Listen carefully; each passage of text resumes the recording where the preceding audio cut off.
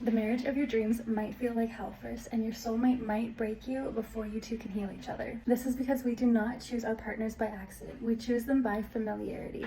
There is something in our partners, especially the ones that we are most drawn to, that feels familiar and speaks to both our subconscious and to our nervous system. Our nervous system recognizes something in them that it has felt before. It is often the same pain that shaped us as children. Oftentimes when two people meet, they are both still wounded, but we can go from the wounded to the healer. We can do it for our partners. My husband and I both feel like we found our soulmates, but we went through 2 or 3 years of very, very difficult times, and we both felt so broken with each other. This is because we select our partners not just for the good traits that we see in our parents. We also choose our partners subconsciously because of the things in us that need to heal. I struggled a lot with rejection as a little girl. I felt like I could never please my dad, like I was never enough. And then this translated into the same pain but magnified in my relationship.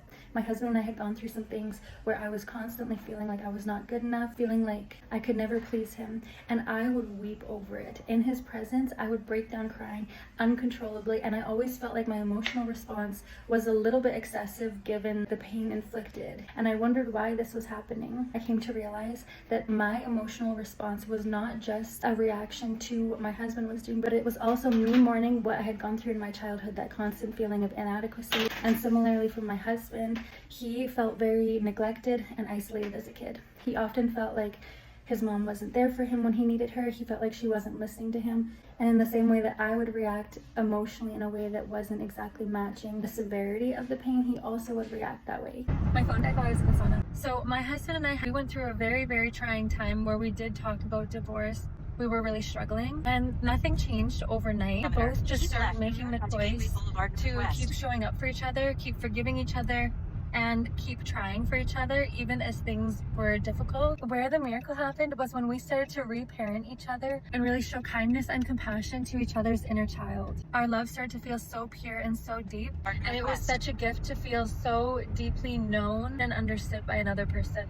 A lot of relationship advice nowadays says to play games, don't show him your insecurities, and I feel like men similarly don't feel like they can be totally vulnerable with their women, but it was such a gift when I did start to embrace that vulnerability. My nervous system started to really relax around my husband, and I associated him with safety rather than with abandonment. And it was amazing to see the shift in our relationship. Now there's like more of a tenderness and a deep, rich knowing in our hearts for each other, and a desire to comfort each other, to please each other, and to heal each other.